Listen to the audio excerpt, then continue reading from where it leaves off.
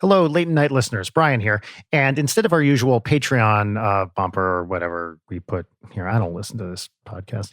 I wanted to instead encourage you to go to vote.org and make sure that your voter registration is up to date. The election coming up here in the USA is very, very, very important. And if you are legally eligible to do so, you must vote in this election. If you go to vote.org, you can check your status, make sure everything's up to date, they have the right address, whatever you need to make sure that you're ready to vote, you can do it there. Vote.org. Please, please, please. And listen, also, don't just register. Fucking vote. This is a big, big deal this year. And if you are legally allowed to do so, you got to cast a vote. Now, officially as a podcast, we do not have a political stance, but may I just personally, as Brian Weck, suggest that you vote for the candidate who, for example, believes in science and is not a complete monster. Just some advice in terms of who to vote for. Vote.org, go there to check your registration status, and please be a participant in what, for now, is a democracy.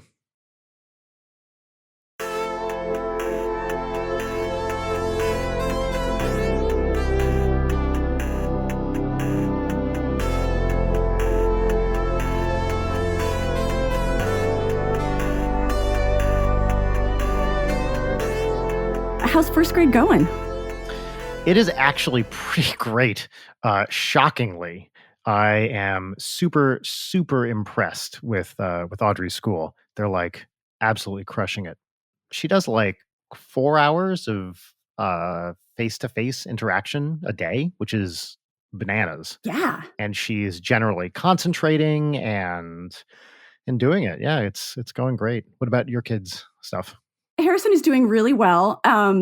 Similarly, I am absolutely in awe of the teachers that are able and willing to take this on. It takes so much creativity and obviously like so much energy to hold the attention of 20 first graders on a freaking Zoom call. Yeah. That being said, they take breaks and then like he'll just go off and play blocks and forget to come back. Oh yeah, we've done that. Yeah. And his brother appears on the screen. You know, I have a 4-year-old also. So he just pops in and out, screams random poop jokes to the first grade class, and then sort of runs away. Sort of like the gonzo maneuver. Yeah, we've been occasionally calling Zoom school screaming practice because it's, I'm sure you're getting this. It's like, I don't want to say any teachers' names in Audrey's case, but it's like, teacher, teacher, teacher. And then there's sobbing because she didn't get called on. Right. And we're like, honey, you move the computer into the closet and now no one can see you. So maybe they didn't call on you because you're actually like completely invisible. What is amazing to me, though, is how well they've learned the mute and unmute button. Oh, yeah. I mean, the first week it was chaos, and now it's just like, they are better than my colleagues at magazines and newspapers. Like, they know, click, unclick, like, they've got their piece to say, and they can do it. It's really beautiful. Yeah. By the quote unquote end of this, I feel like, you know, how every single time we have to get on a call, we got to be like, okay, 3, 2, or I can't hear you. Can you hear me? I got to check my input, blah, blah, blah. Like children are just going to automatically know. They'll be ready. They don't have to fuck with it, and they will be more powerful than all of us. All podcasts will be run by 8-year-olds. You know, they'll be producing things all over the world.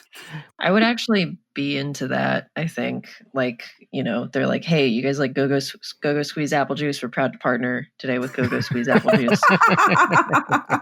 Yeah. So Audrey can now like log in to the computer, like get access to the screen, unlock it basically, navigate to the website, log in, click the Zoom link, get on, mute herself, and start class.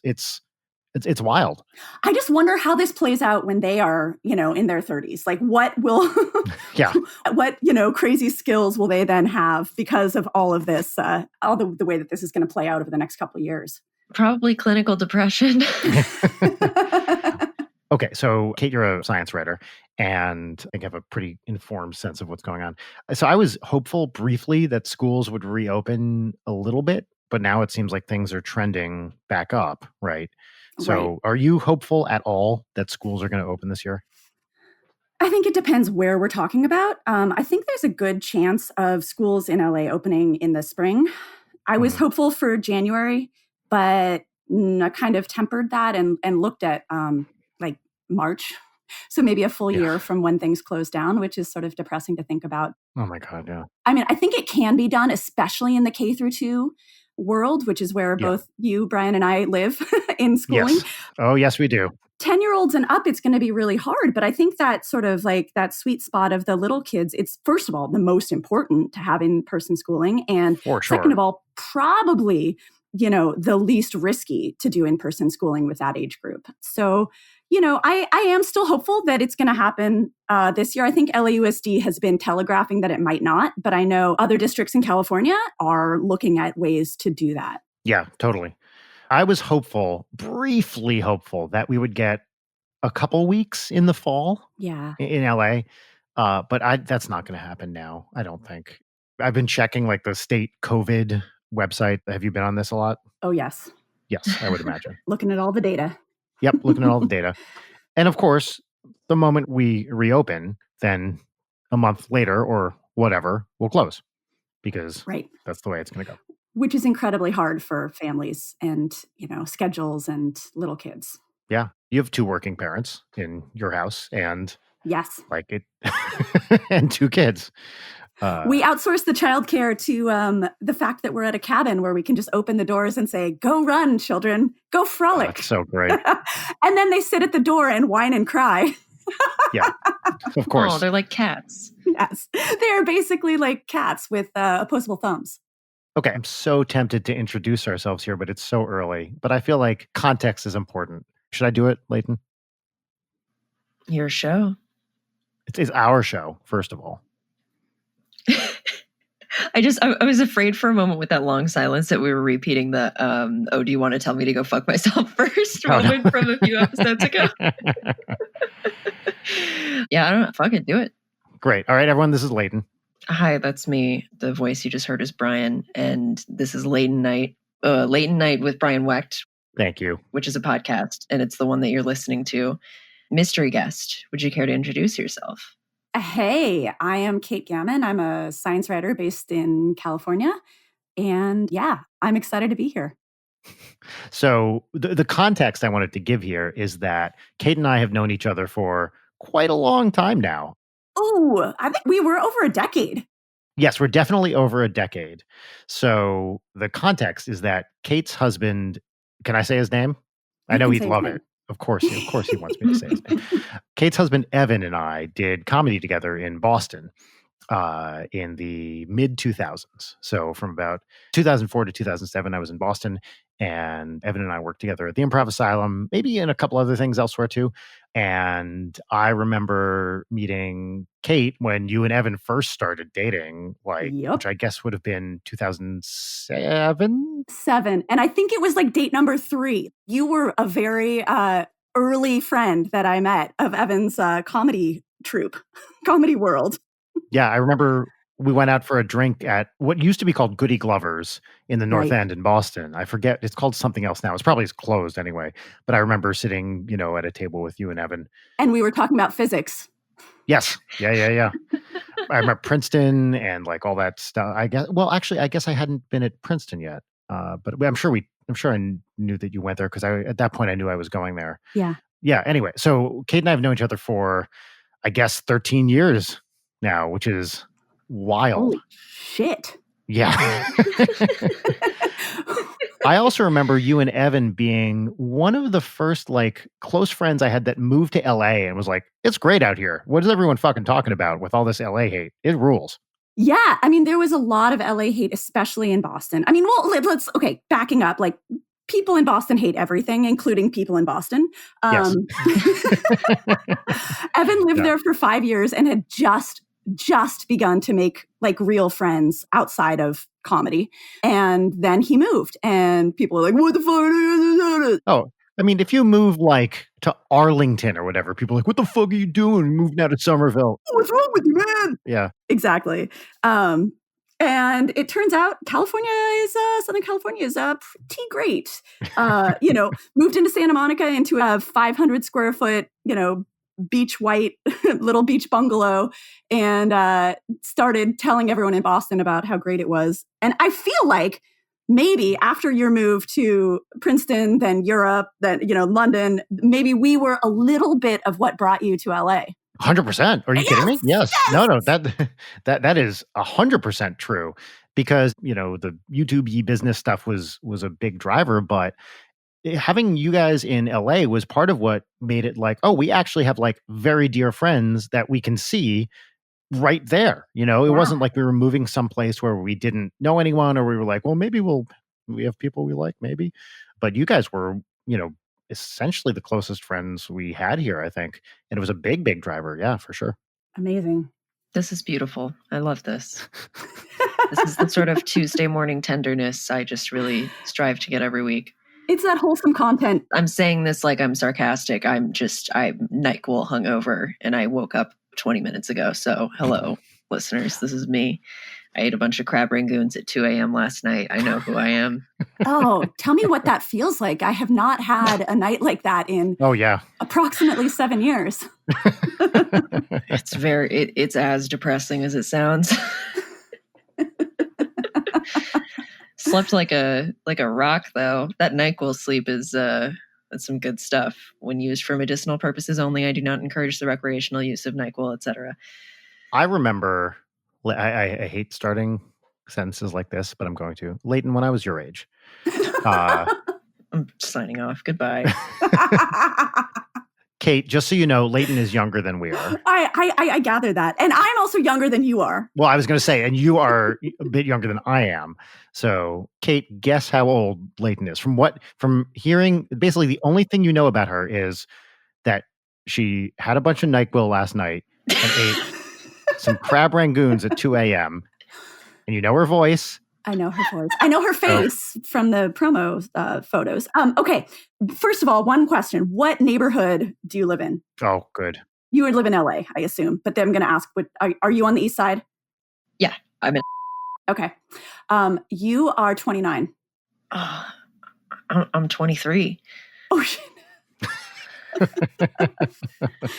29 seems to be the median for people guessing, which I'm very flattered by. Is that a good number or a bad number? 29. I like when people think that I'm older than I am, and I think it was very generous of you to assume, considering my nighttime habits, that I'm 29. God, I hope I'm not still doing that shit when I'm 29. I was doing that shit when I was 29. For Okay, sure. Oh, yeah. I mean, that's like a before you have kids thing. Even if you're with someone, totally. Yeah. like that is just a I don't have kids yet thing. Or I shouldn't say yet, I don't have kids. But yeah, once you have a child, it's like, that pretty much goes out the window right away and probably never comes back. Maybe once they go to college or something. I don't know. I'm not there yet or anywhere close to it. Guess we're going to find out. Yeah, we'll see. Oh, here's what I want to say. The median guess is 29. You have people guessing you're like 50. Because there's two sides of that spectrum. Wow. You're getting me on semantics here. Listen, you know me. I dropped out of art school. I don't know shit. It's the average thing that people guess is 29. 29 is a really respectable guess because it really cuts through, you can be like a fully formed human at 23. You can also be a fully formed human at 29 and still, stay up late and eat a bunch of crab rangoon. Yeah. All of that can be true. Thank you. Yeah, totally. We contain multitudes. There we go. Thank you. We both went for it at the same time. Kate, tell me about 23-year-old Kate. I don't think we've actually ever discussed this, Leighton and me. Like when I was your age, what was I doing? And I want to know the same thing about Kate. So Kate, at 23, what was your life? Okay. I graduated college at 22. I moved to India for a volunteer teaching job because I had this boyfriend. His father lived in Delhi and he set me up with this volunteer job. I did not know that this job was in a village in the middle of absolute nowhere. I had no language support, no health support. I was living in a boarding house with 25 children from age 4 through age 18 and a host family. So I was the only Caucasian in 500-mile radius. I stuck out like a sore thumb everywhere that I went. And on weekends, I get on the local train and I travel for about 11 hours, always second class, because second class had 2 double bunk beds instead of first class, which only had one. So if you're a single woman traveling alone, you never want to book first class because it's you and a guy usually. And that can lead to weird situations. But with three guys, you're in a safer zone. Right. So then I would travel either to Mumbai or to Delhi and visit with my boyfriend, and his father had like 5 servants. So I was just like this complete whiplash of like, I'm living in this boarding house, like helping these kids and teaching. And then I get on the train, and the next morning I'm at a house where people are like serving me on a platter, and they've like hired an extra servant just to walk the dog. It was a total mind-bending experience. And after like 6 months of that, I joined the Peace Corps and I went to Bulgaria. So that's what I was doing when I was 23. I was living out in the world, like having really strange independent travel growth, experiences. Wow. That's wild. Much more than I was doing. Wait, but Brian, did you have long hair at 23? Because those pictures are bonkers and great. Let's see, at 23, I cut my hair when I was 22. And coincidentally, that's about the time I had a serious girlfriend too. Huh. What an odd coincidence. So, okay. So I graduated college, right? And then at least kind of very broad brushstrokes, did sort of the same thing you did, where I moved to the middle of nowhere to teach. I moved to Kent, Connecticut, which is definitely not, a place where I was the only Caucasian. It is one of the whitest places, it's Connecticut, right? It's a very, very white, not all Connecticut is white, but this part was pretty white. I was a boarding school and I taught math for a year. And I felt like I was in the middle of nowhere, especially because my girlfriend, so similar to you, I had to travel to see my girlfriend. My girlfriend was in San Diego. And one time I went out there and she was like, okay, you're out here. It's time to cut that hair, which was down to my waist at that point. And I was like, okay, fine. And I cut it. So right on the cusp of 22, 23 was the year I cut my hair. I have so many questions. Did she actually cut your hair? Is this like a Samson and Delilah thing? Or did you go to a salon with her? I went to a salon with her while she sat there and watched. Yeah, this was in San Diego. And she just sat there, and she was by no means like super controlling or anything, but basically was just like, look, we have to cut this hair. I think she liked me. I mean, the reason I think this is because she told me she liked me in spite of my hair. How much did you get cut off? Was it like a buzz, like a little chin length I'd say bob? Like I went from, down to right above my waist to, I don't know, maybe the hair was like an inch long, a couple inches long at the longest. So substantial. Wow. And then I came back to teach because it was on a break from high school. All the kids were like, whoa, Mr. Wecht, you cut your hair. And I actually saved my very long ponytail in a Ziploc bag for years. This is for the Brian Wecht Museum. Where is it now? And what happened to it? Yeah. I definitely don't have it anymore. I absolutely threw it out. Brian, you can't let that shit fall into the wrong hands. You just can't do that. If some weird shit starts happening to you, you know what happened. You can't just let your hair go. You know how much, you don't even need that much for a ritual, There's so much magic in that hair. Well, yes, I get it. Believe me, I know I'm full of magic. I understand that. I don't know why I threw it out. Maybe because it was weird and gross. That's probably the leading reason. But I kept it in a Ziploc bag for, I'd say, a couple years at least. And of course, everyone's like, oh, you got to donate it. But I was a 22-year-old guy, and I had no idea what I was doing with my hair. I didn't even cut or trim it for years. So It was just awful and completely undonatable. Aren't there also like very specific guidelines for like hair that you're donating, if I recall correctly? There are. I think it's not supposed to be colored. Like you have to like treat it in certain ways. Like there's a strict, tight set of rules around donating hair. Yeah. And I had obeyed, I'm sure, none of them. Yeah. So I guess at 23, I was teaching at boarding school at Kent, Connecticut, hoping that I would move in the near future to be with my girlfriend in San Diego. And there's a whole long story. And then I ended up I applied to physics grad school in San Diego. So I'd have a real good excuse to move there. And then we immediately broke up. And then I stayed in physics. And there's so many parallels because after India and, being long distance, I joined the Peace Corps. And so for 2.5 years, I was in Eastern Europe He ended up moving back to New York for a magazine job. I applied to Masters of Science Writing schools and ended up getting into MIT in Boston. And at the moment I moved back, we broke up. Like the moment. I feel like that's a thing, right? That this happens all the time where it's like, it's this theoretical long distance thing. And you're like, okay, yeah, we can make this work. And you get in the same place and you're like, no, I don't think so. Right. And I think it's just a lot easier to get along with people long distance and to put your fears and hopes of the future kind of in the future and not in reality. Totally. Yeah, it sort of becomes this like simulacra of a person where like you don't have to deal with the actual minutia of being with the person. And then I think there's also the like, oh, this is long distance. It would be fucked up if I broke up with them during the long distance. But also if we met briefly during the long distance, that would also suck. Totally. So yeah, you just don't have very many good options there. No, and then when you do get together, there's just so much pressure to like be chill about everything. Yeah. Long distance relationships are not easy. Sometimes they work out great, but yeah, mad respect to people who are able to do it. Yeah, Rachel and I basically did it for a year when she was in New York and I was a postdoc at Harvard. Like I was. Actually 2 years because I was a postdoc at Michigan and then a postdoc at Harvard after that. So we had essentially 2 years of long distance marriage. We had been married for a couple of years at that point, and that was not fun. How did you do it? My schedule was pretty flexible. You know, as a theoretical physicist, I could kind of do it from wherever. From Harvard to New York was very easy. Like you just drive, but it's still a 5-hour drive and fucking shitty traffic. So I would just come back pretty much every weekend because she had a 9 to 5 in New York. She wasn't available to, drive up and back. She did occasionally because we love Boston and it's where we met and had a lot of friends there. But mostly I'd go to New York. Michigan to New York was a lot harder.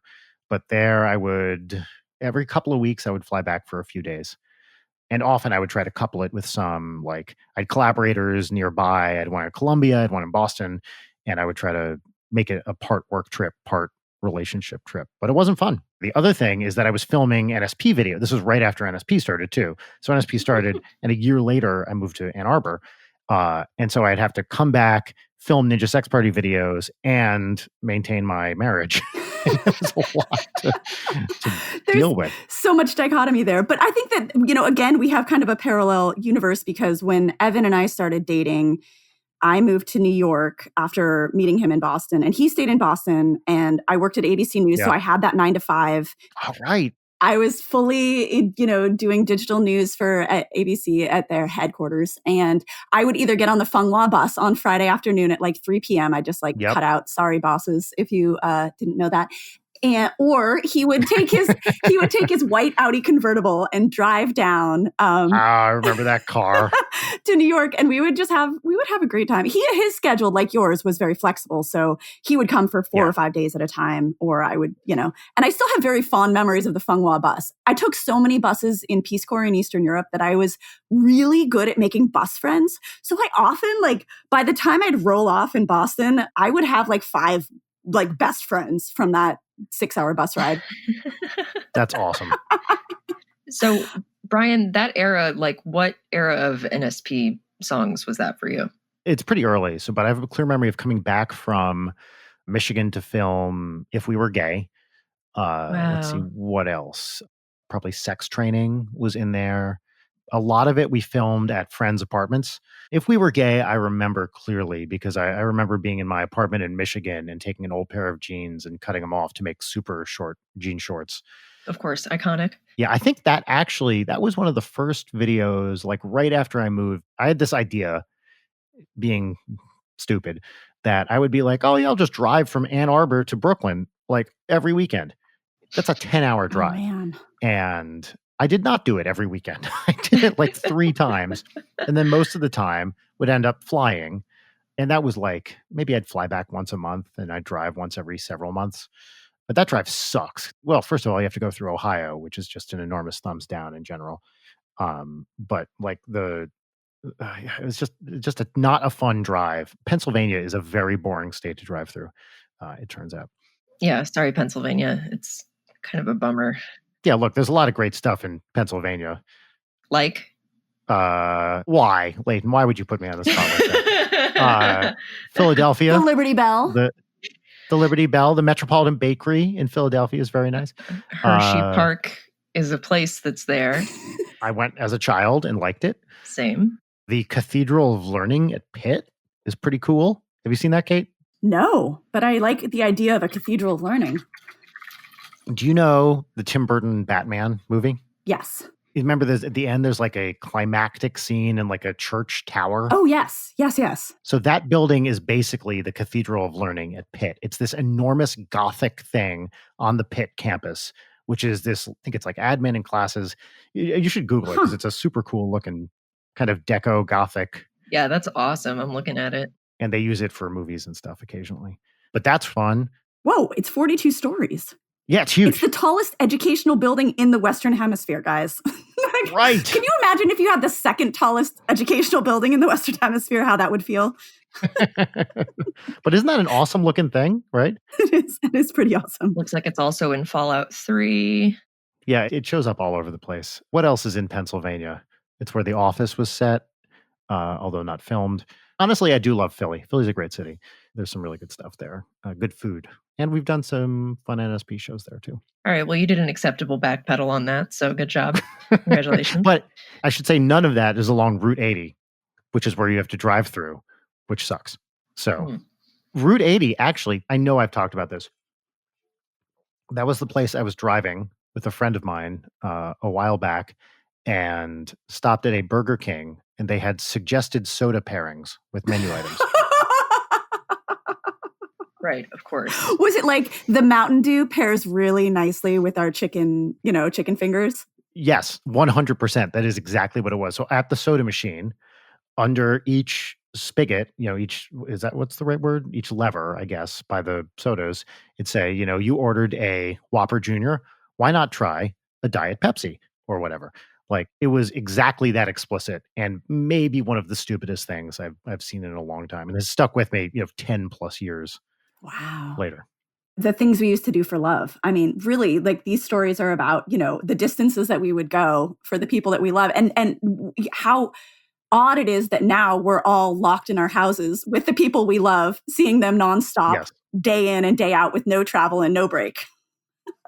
For us, or I think like in your case, Leighton, you're there by yourself, right? And it's really a mixed blessing no matter which side you're on, whether you're with people or not with people.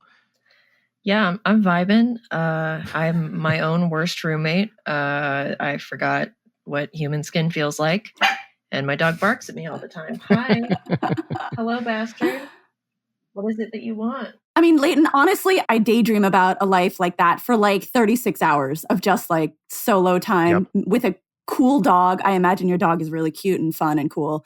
And just like a quiet apartment, just hanging out. I'm fully grateful. I just, sometimes I'm like, what is it like to touch another human skin? The thing I keep thinking about is what our life would be like had we stayed in London, when we've been in LA for 5 years now, and we'd be in a small flat somewhere with no yard and a little kid who needs to run around. Like that, I am very, very, very grateful that we moved somewhere where there's easily accessible outdoor space and we can just open our back door and let Audrey go nuts in the backyard. Like that's something I think about all the time. Oh yeah, for sure. I can't imagine doing this in an apartment. No, and so many people are. Yeah. You have like an even more extreme version of that where you went up to a cabin near water so the kids can just kind of like really go nuts outside, right? Yeah, we drove 20 hours straight in May so that we could reach our cabin where we are on a tiny remote island surrounded by water. There's no cars, just boats. And the kids can just literally frolic in the woods when they want to, go down on the beach, go turn over rocks and find crabs and stuff. And basically because we didn't want to watch them. And the thing that was most exciting here, I follow Kate on Instagram and she posted a picture of a fried egg jelly. Right. Oh, your favorite. Yeah, my favorite and Audrey's favorite.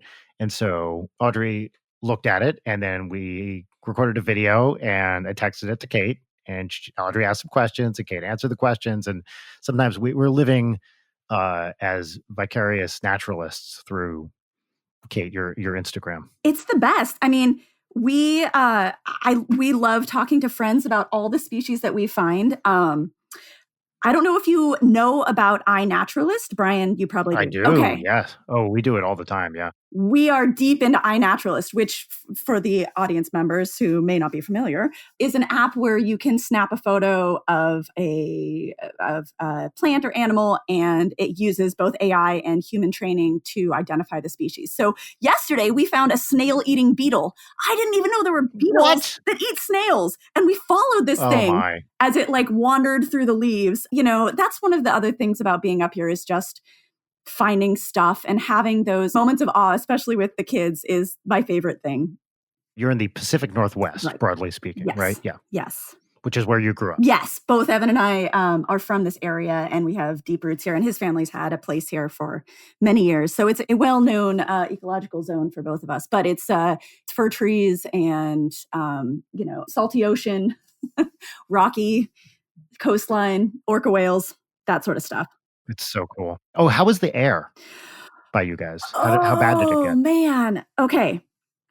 So we were kind of watching this slow motion car wreck coming northward. As it burned through like Oregon. Yeah, as it burned through Oregon, and the smoke was drifting north, and it hit Seattle, and we're like, we're so far remote. Like, it's probably not going to come up here.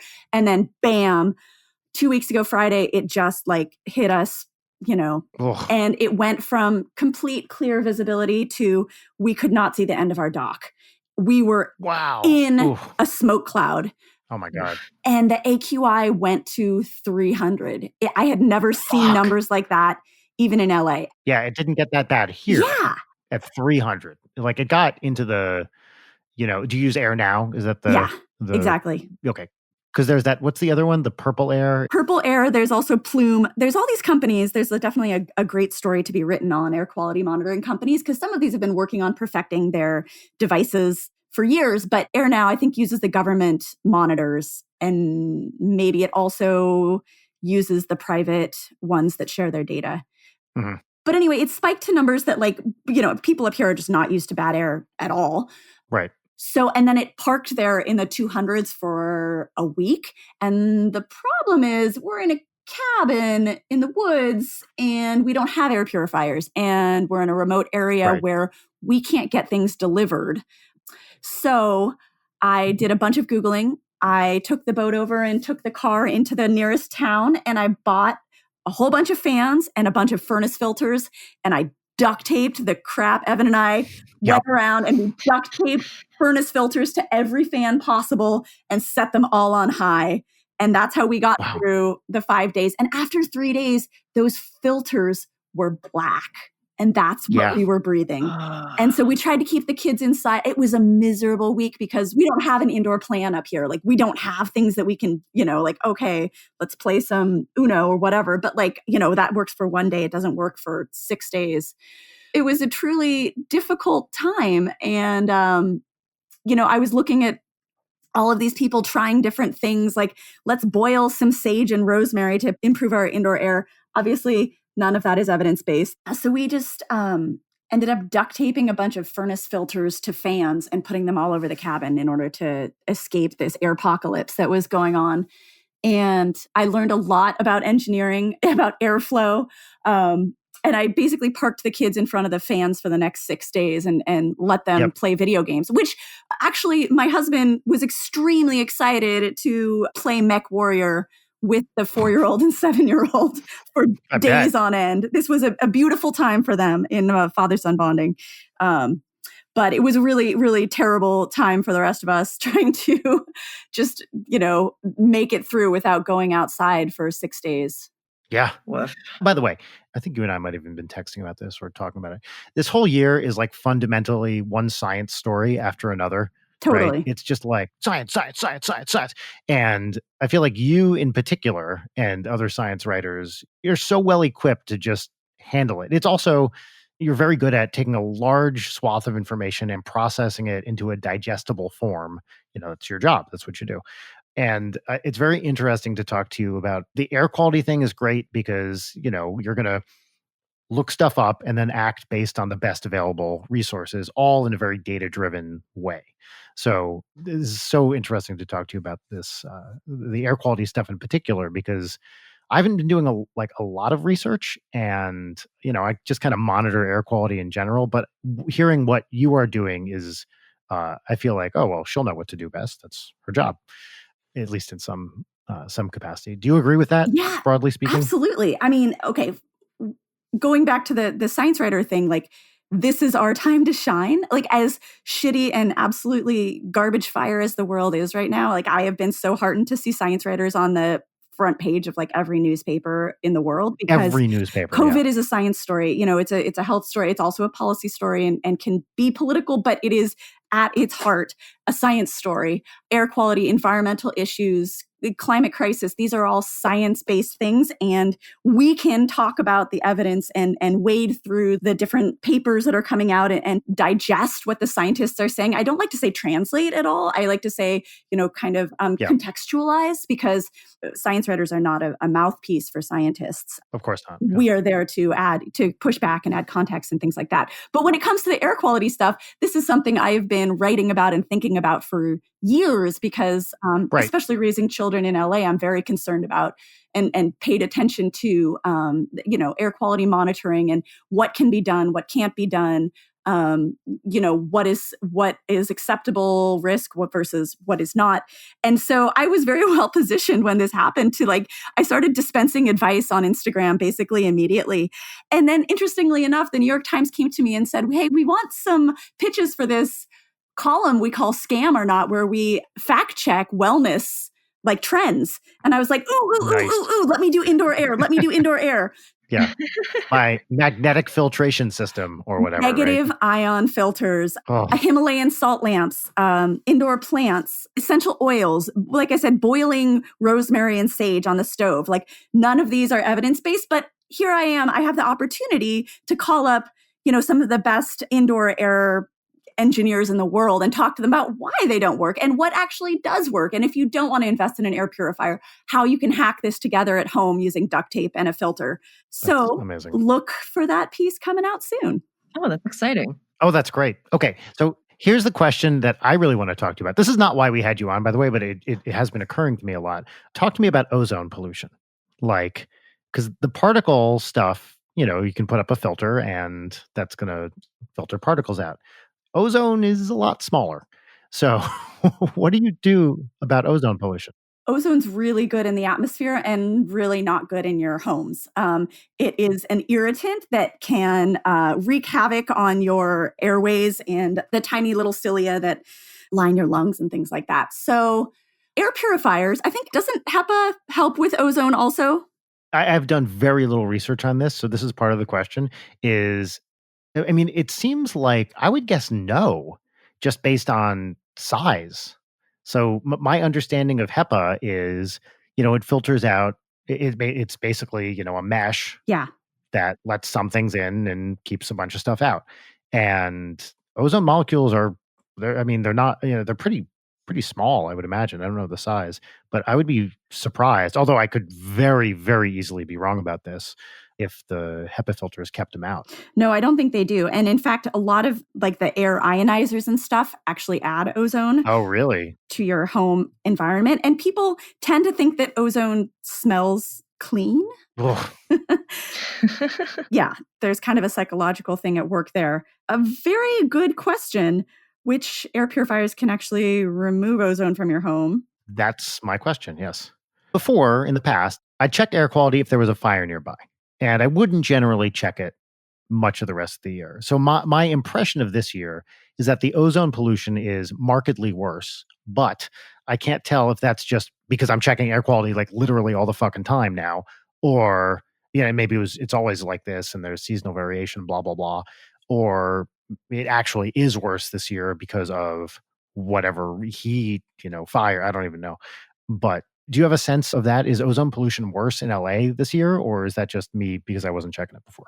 I think both are probably true. I think it is worse. We're having warmer summers, one way to look at the seasonal variation of like this summer was a very warm August, but it's actually probably the coolest August that we're going to see in the next 100 years. Right, yes. Summer temperatures are going up. That's one of the things that's going to happen in our region. And that will, by necessity, by the chemical things that are happening in the upper atmosphere will, raise ozone levels for on the ground. Yeah. I did not say that very clearly. But yes, both things are true. No, it made sense. People are both becoming way more aware of it. And I'm actually really interested to see like the psych and the sociology studies of like how people perceive air quality, because I think in LA, like we are becoming very, very aware. Like people check it before they send their kids to school, or like they use air quality as a decision of like, whether they're going to play soccer on Saturday or not. And that isn't happening everywhere in the country, but I think it's coming. Public health people talk about air quality as the next big public health crisis. I mean, this was before COVID. So pandemics are absolutely the next public health crisis, or the one that we're currently dealing with. But air quality, the tiny particulates can get into your bloodstream. They can get into your brain. It actually accelerates dementia in older people and accelerates neuronal loss. In little kids, poor air results in smaller lung capacity, and they don't get that back. Like in their kids' formative years. Yeah. This is why we ended up putting air purifiers in the kids' bedroom, because we're like, well, they're asleep for 10 hours a day. At least we can give them, super good air while that's happening. I did the same thing with Audrey. Actually, this was a couple of years ago when there were fires. As soon as there was a whiff of something, we bought a little air purifier in her room. And we've slept with an air purifier in our room for years now. Yeah. Do you like consciously notice a difference? No. I do. I'm asthmatic though. So I feel like I'm the canary. When I start feeling like I can't breathe very well, I just close the doors and sit. But I actually grew up with an air purifier. Once I was diagnosed with like allergies and asthma as a very nerdy, the acne-ridden teen growing up in Seattle, I would just sit in my bedroom with the HEPA purifier on and read books. So you can tell my childhood was extremely exciting. That sounds like a party, though. That sounds great. I don't know if you want to spoil anything for the piece, but the dumbest air filtration scam. Essential oils, because all they do is add VOCs, volatile organic compounds, to the air, and they can actually make it worse. But people are really hung up on scent. So scent, as you guys probably know, is very, very connected to memory. And companies have done a very good job of selling us the smell of clean. Pine Sol, for example, combining something citrusy with something piney. We associate those smells with cleanliness, but in fact, cleanliness is the smell of nothing. Cleanliness is the absence of smell. Like, which color is the absence of color? But so we've been sort of messed up in our perception of what is clean. I mean, essential oils are like one of the biggest scams on the internet anyway. Just hearing that phrase makes me furious. But there are people during these bad air days who are literally like, oh, I just put out some like rosemary oil and it's like cleaning the air. The other thing I think is really funny is like boiling the herbs on the stovetop. And I don't want to call out any friends, but I saw you doing it on Instagram. And the idea is that you would precipitate some of the heavy particles out by raising the humidity in your house. It doesn't work like that. Unfortunately, when I talked to the air quality scientists about it, they said that was some medieval shit. It's true. It is. We haven't really progressed past medieval shit in some of these areas. Well, yeah, because if you can make the medieval shit look aesthetic and say a couple of multisyllabic words, people are like, yeah, that's legit. I'm not going to fact check this any further. Yeah.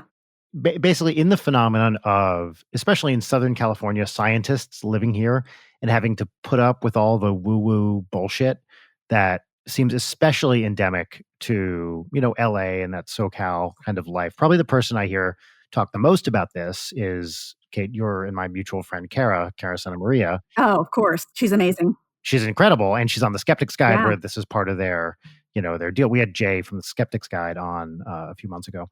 And she will occasionally say, I've got another friend who did some crystal thing or whatever. So what is your experience of being a data-driven science person living in what to some extent is like an epicenter for nonsense? Totally. I also experience it through the new parent lens. There's so much woo-woo when it comes to parenting. things like the amber necklace that people put on their babies, which is supposed to stop teething pain because your body heat heats up the amber elements and it then puts an analgesic in the child's jaw. I mean, none of this makes any sense on any. Yes. People put choke hazard necklaces on their babies all over West LA. I use it as like a sign of like, you know what? We are probably not going to be really good friends.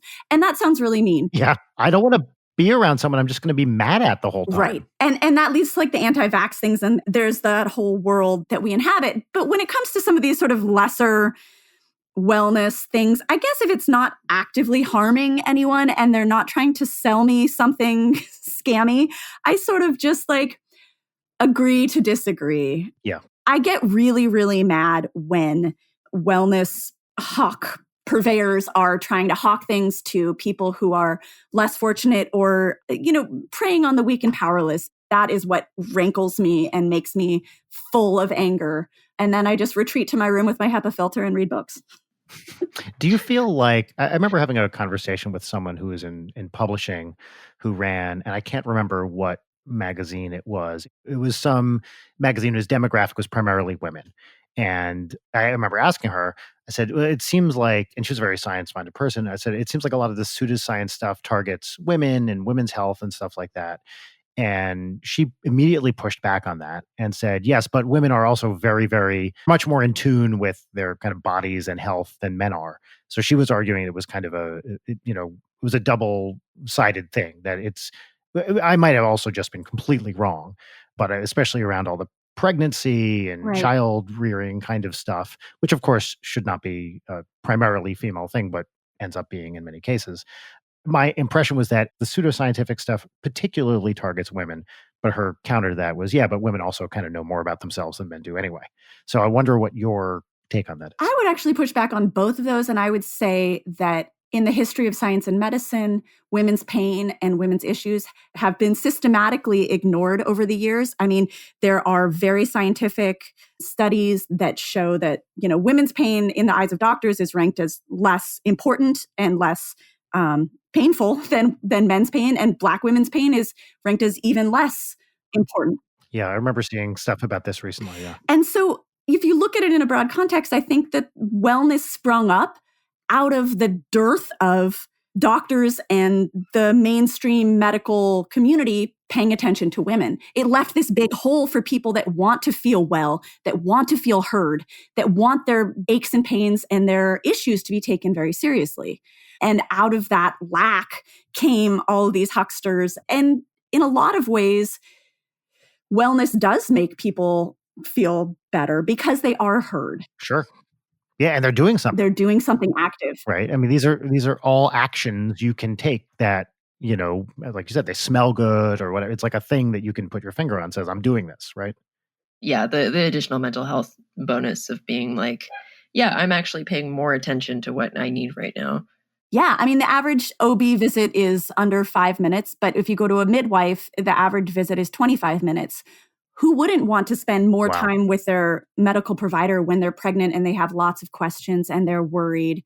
I'm not saying that midwives are non-scientific. That's not what I'm saying at all. Midwives can be very, very scientific. It's just a different system of childbirth, and often one that doesn't stress drugs or procedures as much. So I do think that women are particular, I don't want to say targets, but a lot of our wellness culture is focused on women's issues. And I believe it's because a lot of those issues and pains have been traditionally ignored. Yeah, that makes total sense, of course. Yeah. I actually wonder how the pandemic is going to play out with all of this wellness stuff in, you know, Venice and Santa Monica and all the like crystal healers, and like, will they survive? Like, are people doing that? But I think there's so much bullshit about COVID anyway that I mean, 100% sure some of these crystal people are going to be protecting against COVID, right? I think there's no way they don't do that. It's shameful, but they're going to do that because they protect against fucking everything else anyway. So I wonder how much pushback there'll be against them. If they're not already doing it, I'd be very, very surprised.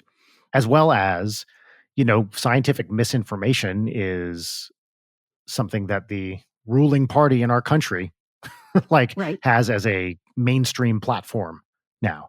So I think a lot about the, and this is something you know very, very well, Kate, of course, is that, scientific illiteracy is something that is prevalent on both the right and left politically. It seems to be kind of all across the political spectrum, but the type of scientific misinformation or illiteracy or whatever seems to be a little bit different on both sides, right? The right kind of has like climate denial and of course the COVID denial and anti-mask kind of stuff seems to be more of a right-wing thing. And then on the left, you've got more like the crystal healing and the kind of hippie-ish sort of scientific stuff. Anti-vax seems maybe more evenly distributed. Anti-vax, I think, is that handshake, that meme of like coming together in the middle. It's like the anti-science left and the anti-science right. Because Yes. for the right wingers, it's the government's putting a substance in my body. Right. They can't tell me what to do. Yeah. Right. It's that medical freedom thing. And for the left wingers, it's an unnatural, substance. It's chemicals. Yes. Right. And that's going to be really, really interesting to see how that plays out with COVID.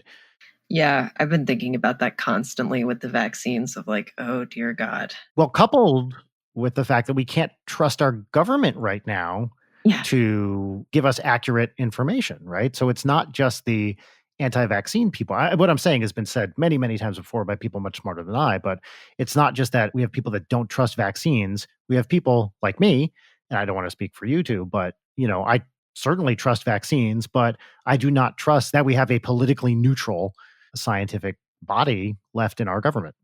Yeah, absolutely. That's very true.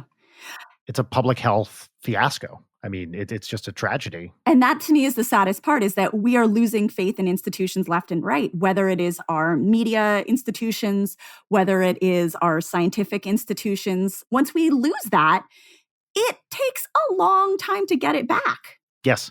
And no matter who wins the election in November, I think there's a bit of a feeling that, oh, if Biden wins, suddenly everything will be fine. And that could not be further from the truth.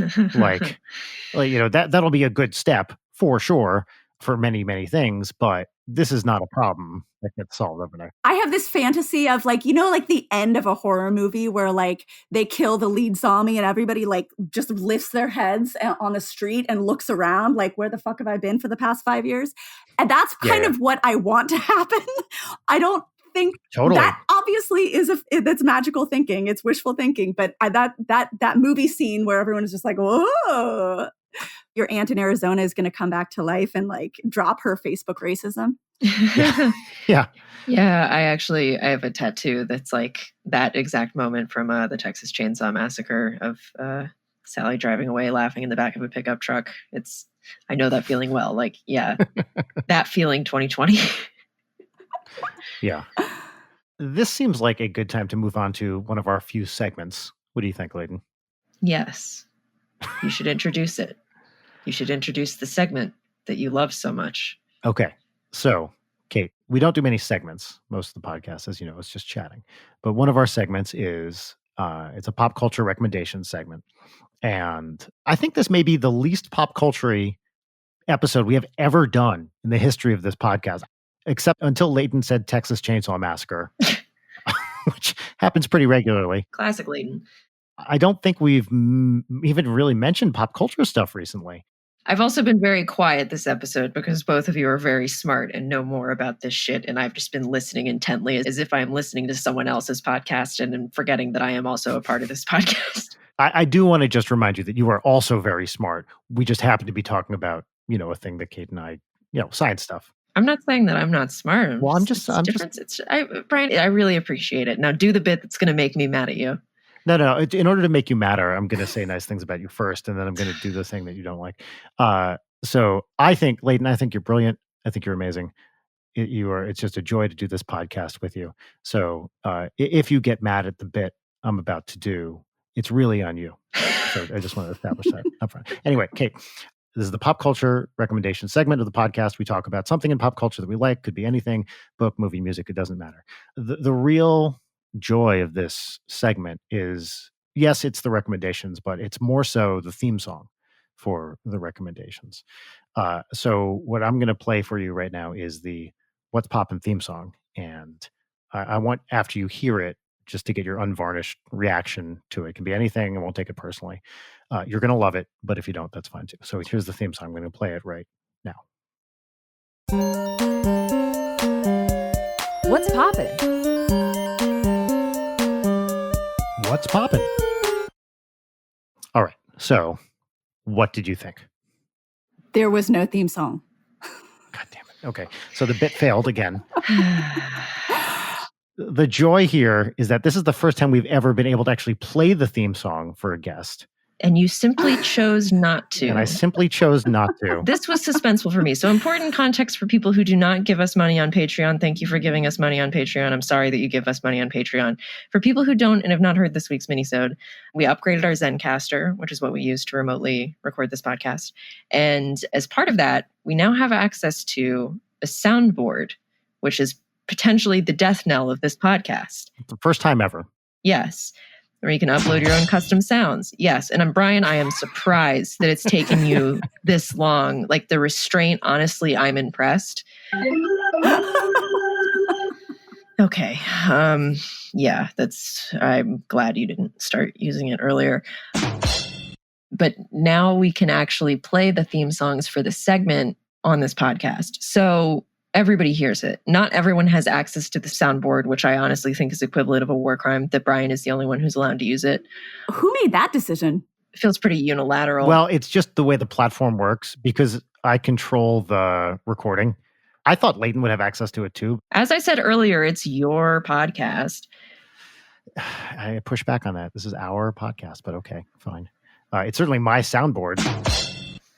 Anyway, so as we were discussing on this minisode, my suggestion for how to make this bit stop sucking ass is that now we have the ability to play the song. And I think what's funnier is if sometimes we play the song and sometimes we don't play the song, and then everyone's in suspense about how it's going to go down, right? I think it's funnier to never play the song and then see if people see how people react, because sometimes, and the thing is, it's always my fault. I never do a good job of setting it up as you're definitely not going to hear anything. So this is not on you, Kate. I want to be very, very clear. This is purely an act of aggression. It's the most aggro. Yeah. Yes, it really is uncool. It's the most uncool thing I could do. Well, I'm just going to assume that there's always tech difficulties. I'll take it on myself. I'll start apologizing that I didn't hear it correctly. I would do 100% the same thing if I were in your shoes. Absolutely, I would do that. So I guess maybe I need to set it up so that like we never have tech difficulties with this. Maybe I need to say that. I'm still tweaking it a little bit. Anyway, the theme song's really good, and listeners already heard it. So, Leighton, what's poppin'? What's poppin' for me is it's a thing that I think I've recommended before. It's not a new thing for me, but I've just been doing a little bit of a rewatch spree this week of movies that I like because my brain needs it for nourishment. And I don't think I can actually parse any new information at the moment just because it's everything all the time, brain tumbling down a hill very fast. But I rewatched Funny Games 2007 with our good friend Allie, who had never seen it before. So it was a true delight to watch her react to that extremely fucked up movie in real time. That's not the one that I'm recommending, even though I recommend it. The one I recommend is if anyone has still not seen Basic Instinct, I'm going to need you to watch Basic Instinct. Sharon Stone is everything. So I don't even have much to say about it. It's just like, hey, do you like just very intense piano, violin, constant soundtrack, Sharon Stone being just hot as hell bisexual icon and being very horned for Michael Douglas for some inexplicable reason? I mean, it's great. Doesn't get any better. Have you seen Basic Instinct, Kate? Not in many, many years, but now this makes me want to go back and rewatch it as like a full adult. I've never seen it. It came out when I was, I guess, like a junior or senior in high school, and I didn't see it then. Look, there are several movies I'm not going to make my parents take me to go see, and that is definitely on that list. Yeah, one that is 90% sex scenes that Paul Verhoeven had to storyboard to get the so he wouldn't have to explain and then they're in this position and then they're in this position to executives, like straight up. Yeah, no thank you. I want to buy the used sex scene storyboards from Basic Instinct if anybody has a hookup. They're called sex boards. Sex boards, yeah. That's what's popping for me. Just God bless Sharon Stone, national treasure. Kate, what's poppin'? Well, what's popping for me is the virtual magic show from the Magic Castle on Saturday nights. What? Ooh. What? I didn't know about this. I don't think anyone knows about this. Can I tell you the beauty of this show? Okay, so the Magic Castle, I'm assuming listeners know, is the private magicians club in Los Angeles. It is very hard to get into the Magic Castle. Usually you have to have tickets, you have to eat dinner, like it's a whole thing. But during COVID, Saturday nights at 7 p.m. for $20, you can have an hour and 15-minute magic show in the comfort of your home with your children present, and everyone can join in and enjoy these magic shows. There are usually about 200 to 300 people on the Zoom call. Often it is old Jewish couples in LA arguing with each other, which is magnificent. And we have been tuning in every Saturday night for just an hour of pure delight and comfort. Oh my God. And the magic is usually amazing. Sometimes it's so-so. Sometimes the Zoom cuts out. There was one magician who was performing in Spain. His call dropped, and then we saw a lot of things happen. That was also so interesting from a sociological point of view. It's delightful. It is fun. It is lovely. It is only $20. Go do it. Oh, that sounds great. I love the Magic Castle. We've probably been, I don't know, 5 or 6 times, maybe not even that. And it's just the absolute best. And actually, a couple of years ago, normally kids can't get in, right? But on Sunday brunch, kids can get in. So I took Audrey by myself at Halloween when they decked the whole place out. And the theme that year was alien invasion. And so they have these giant, like, inflatable aliens all over the place. And it was, and this, you know how kids' brains work. Like, they don't remember a lot. And this was at least 2 years ago, possibly 3. She still talks about it as, you know, a thing she loves. And occasionally, I remember it's probably about 6 months ago, just out of nowhere, she goes, "Daddy, can we go back to the castle that is magic?" Which I thought was really cute. This stuck with her so strongly because of all the cool stuff that's just around there, you know, the phone booth, the skeleton in it, and all that stuff. Well, exactly. It's what you want life to be like when you're a kid. Like, everything has another dimension to it. Like, everything is magic. Everything is possible. The Magic Castle is a very, very special place, and I truly hope that it survives this crisis because it's suffering right now. So if you can, you know, buy a ticket to their Saturday show, toss them $20, you know, help. Oh, I'm going to do it now. Yeah, I've never been. I'm sure Audrey would probably love watching that happen. Yeah. Also, I think Rachel and I would love watching it happen without Audrey even more. So yeah, that's true. That's true. You can watch it from the comfort of your own bed. I mean, can't get better than that. Brian, does anyone have? There we go. Yeah. Were you going to ask for somebody to ask you what's poppin'? I was, of course. This is like you invite the vampire into your home. Yeah, that's right. Brian, what's poppin'? What is popping for me is, in advance of the season 4 premiere, I've been rewatching Fargo, the TV series. Have you two seen that? I've seen a little bit of the first season. I have not. I love it. It is fantastic. I'm a huge Coen Brothers fan, and especially in season 1. So season 1 essentially kind of takes the vibe of the movie Fargo and also, broadly speaking, plot points from it. But it's kind of a series set in the Coen Brothers like universe. There's a direct connection between season 1 of Fargo, the TV series, and Fargo, the movie. But it hides all these little references to stuff from Coen Brothers movies and just kind of general stylistic touches. It's got incredible character actors. In season 1, Martin Freeman plays, you know, a Minnesota guy named Lester Nygaard, and he's just the best. Billy Bob Thornton's in it. He's this incarnation of pure evil. I really, really love the series. So I just finished season 2. I'm going to watch season 3 soon, and season 4 just started. So I cannot recommend it highly enough. There might be a little bit diminishing returns as the seasons go on, but I think season 1 is just a uniformly fantastic season of television. And also, I'm married to a Minnesotan, and we watched season 1 together back when it came out. Rachel she reacts when accents aren't done well, let's just say. Generally, these accents are done very well, but I also, you know, I have a personal connection to Minnesota and have been many, many, many times to visit Rachel's family. So part of it also feels like, oh yeah, I recognize that. You know, I recognize those accents. I recognize that vibe. love Minnesota. It's a fantastic place. And watching these wonderful character actors in a place I love it's really, really fun. Plus it's just like kind of a love letter to all the Coen brothers stuff. I very much appreciate a character actor playground. Like, thank you, Coen brothers, for just enabling this constantly. Were the Coen brothers actually involved in the TV show? I don't think so. I could be wrong about this, but I don't think they're even like executive producers. I think they kind of just let Noah Hawley do his thing, which is pretty great. Yeah. But it's very clear that this is made by someone who loves the Coen brothers stuff and deeply gets it. I was actually looking for something like this online and I couldn't find it.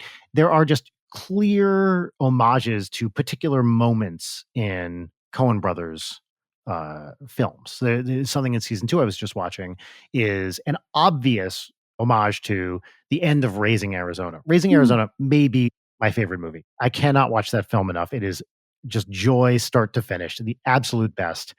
Have you seen Raising Arizona? It is amazing. I love that movie. Yes. I watched it when I was a little bit smaller brained than I am now. So I don't think I appreciated it as much as I probably would at this point in time.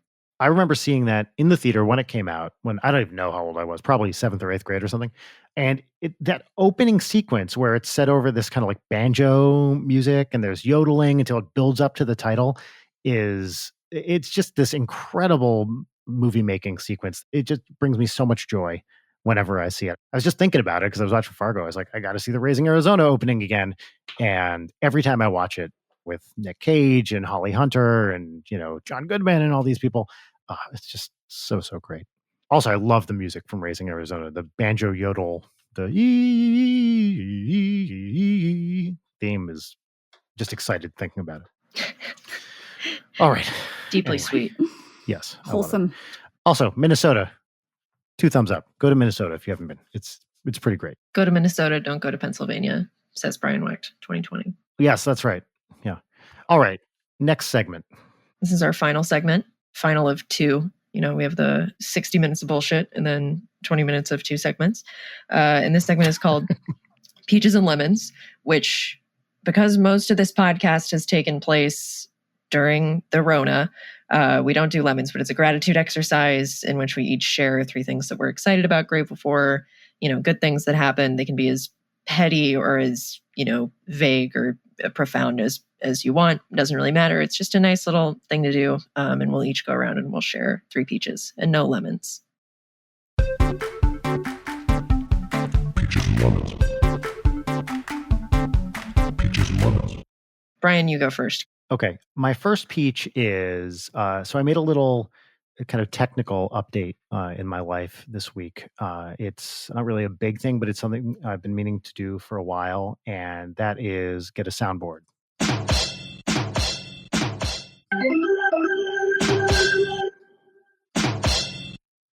It doesn't have much on it, though. Basically, just that drum hit in the ballpark organ. We should add a tier to Patreon for like $50 a month. It's like, for $50 a month, you can buy Brian's silence. So if anybody would like to fall on that sword, please, God. Don't do it. Actually, that's a good tier. They can add a sound effect to the board, and then we'll use it on an episode, presuming that it's not offensive or horrible or something. So yeah, very excited about my soundboard. I will add more than 2 sounds to it eventually. Yeah, and you should just not tell me about them. Just pull them out whenever. Oh no, believe me, I won't. Excellent. if there's a way I can genuinely make someone mad, I will try to do it. All right, so that's my first peach. The next peach is that we are done. We have a Ninja Sex Party album coming out in about 2 weeks, and we announced it officially yesterday, and we have finished signing the CDs. Congratulations. Woohoo! Thank you.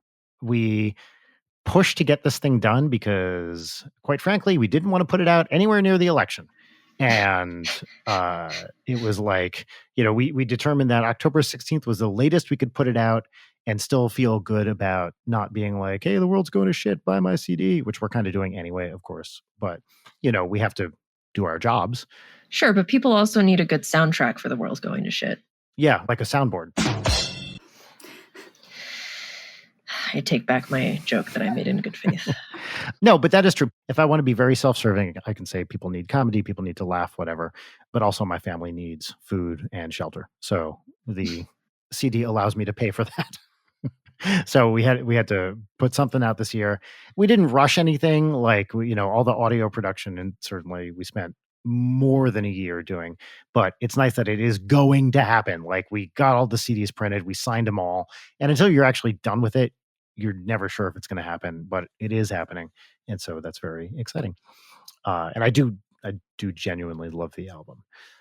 My final peach is that this morning Audrey spent several minutes trying to figure out how to say PB and J, and because she has not been a peanut butter and jelly kid basically ever, she hasn't liked it until we recently found these PB and J like dipping sticks from Trader Joe's, and she woke me up this morning after Rachel had already been up and had given her breakfast, and she was like, "Daddy, guess what I had for breakfast?" I could smell peanut butter on her breath.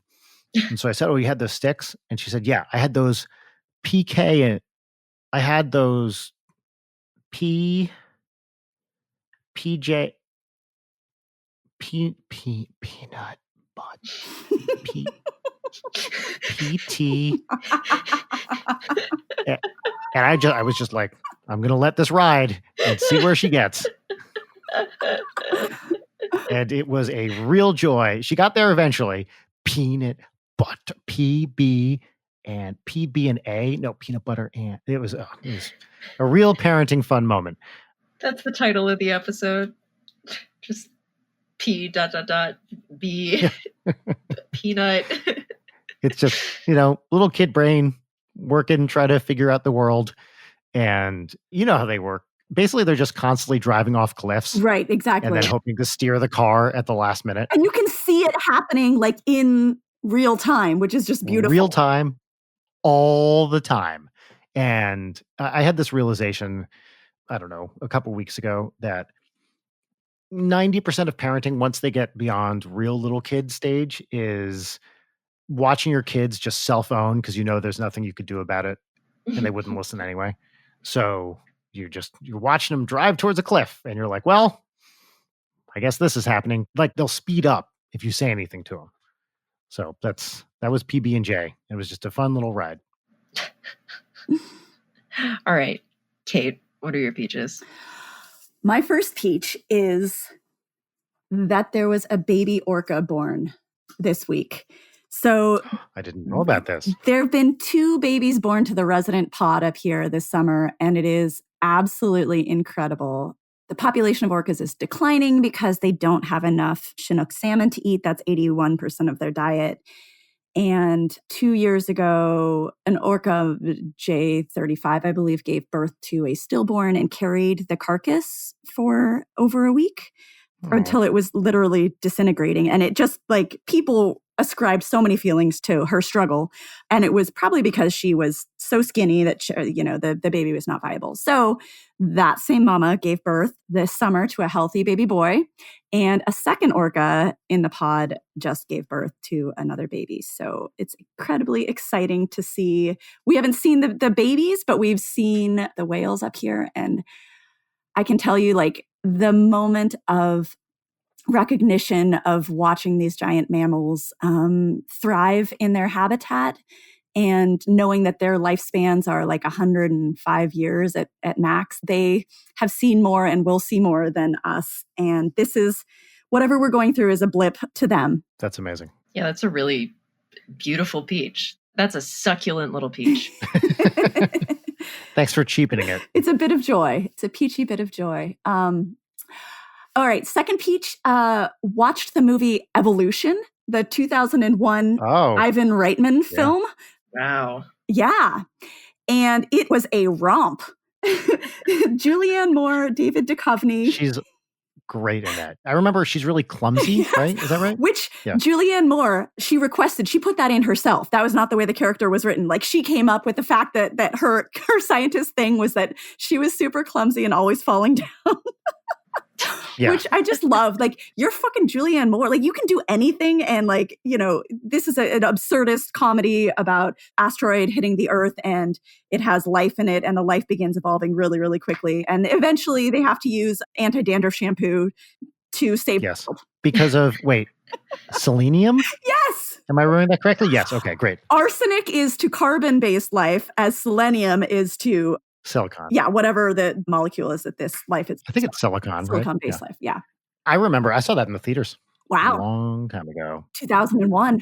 It's got so many people I love in it. David Duchovny, Julianne Moore, Ivan Reitman directed. Yep. It's got Orlando Jones. Dan Aykroyd. Dan Aykroyd's in it. Orlando Jones, who I really Ty like. Burrell, who was a nobody at that point. Very early Wow. Ethan Suplee from My Name is Earl, I believe. Bunch of other comedy types. I haven't seen it in years, but at the time I remember thinking it was fun and it had some cool like creatures. Yes. And just so silly. So silly. Kate, what prompted you to choose that out of the watch pile?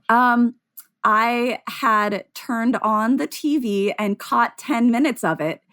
Promptly turned it off because I'm in this marriage where like I can't really consume pop culture without my spouse. And so I was like, wait, this seems really good.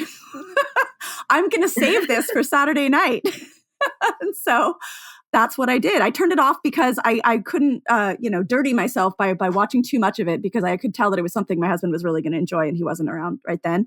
So we saved it for a Saturday night and it was everything I wanted it to be. That's great. And the third peach is banana slugs on walks. Oh, do you see them? So many. So we're living on this island and it just appears to be, I don't want to use the word infested, but there are slugs everywhere. We took a walk, a 42 slug walk. Wow. The biggest banana slug I've seen is like 6 inches long. I like to keep track of things. And so I've been like doing measurements of different banana slugs at different times of the year. And after it rains here, there is just a plethora of slugs and they're so interesting to watch. That's awesome. Yeah. Wow. I haven't seen a slug in years. This is a distinct like lack in my life. Yeah, I haven't either. Rachel did get Audrey a like snail habitat and now we need to find snails. So I have to go like land snail hunting, but I don't really know, during the dry season in LA is not a good time to go snail hunting. So here's my question. Where do they go during the dry season? Do they just shrivel up? I was just reading about this. Yes, they kind of shrivel up and conserve water and then like, obviously they bury themselves in the ground and they kind of shrivel up for a bit. And then when the water gets, by the way, if this is totally wrong, I apologize, but this is what I remember reading.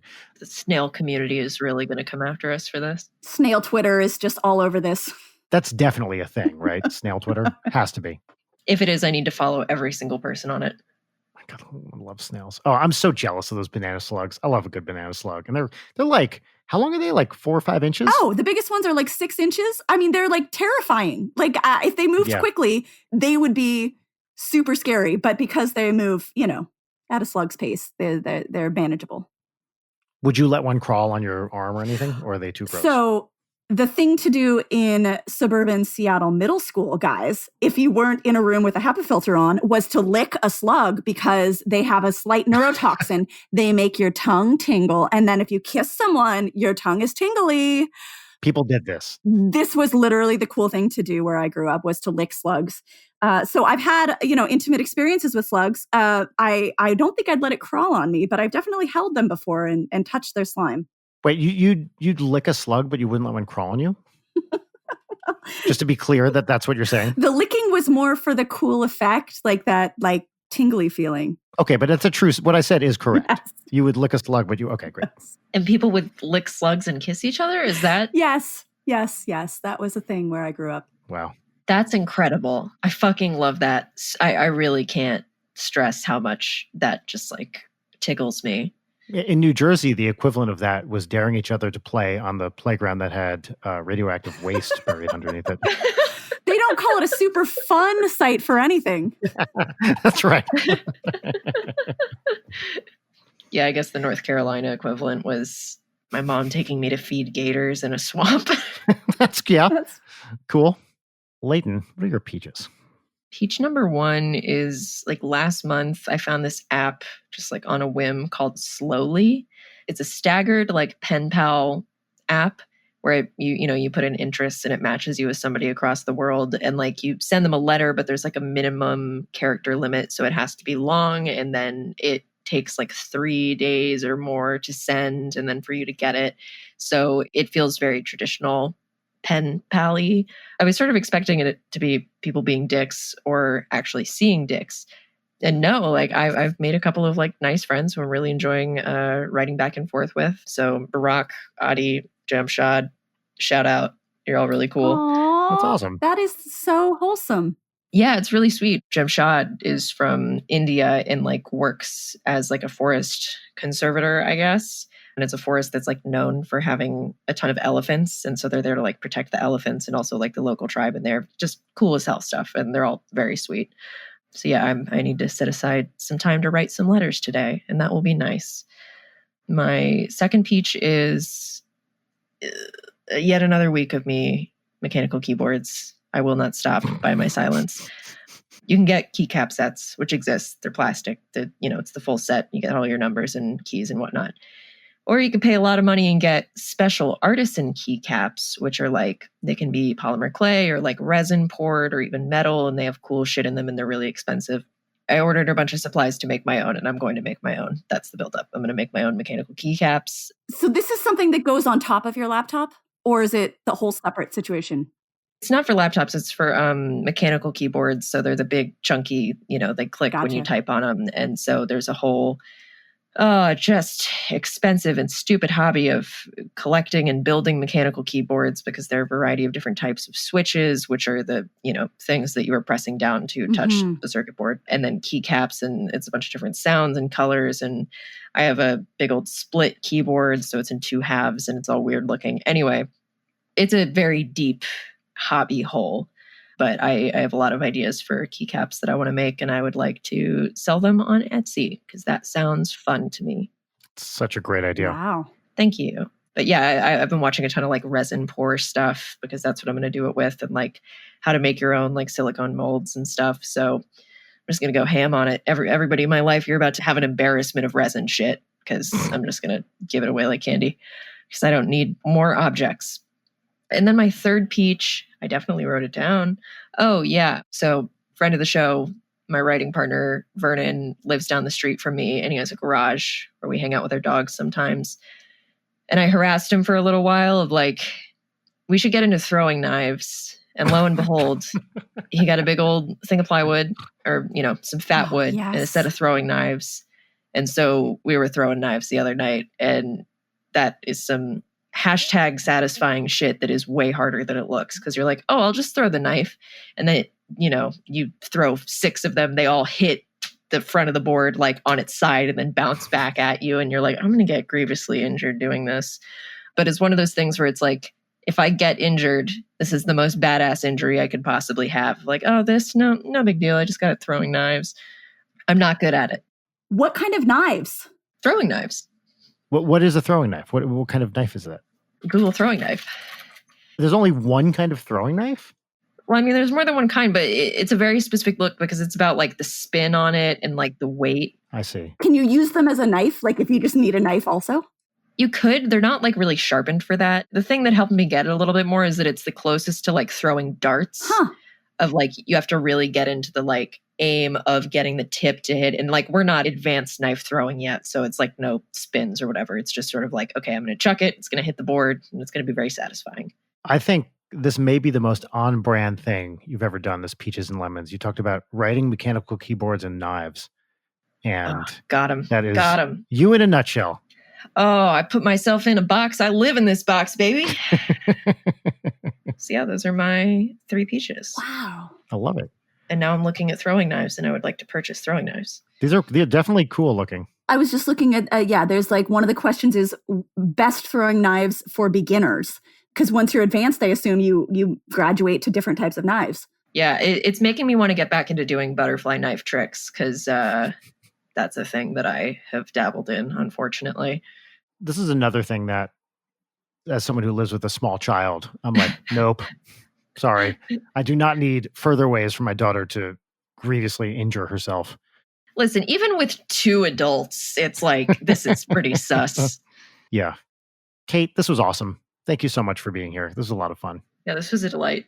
This was so much fun. Thank you both. Late Note's been so great to chat with you. And Brian, as always, I treasure your thoughts and feelings, and it's so much fun to hang out.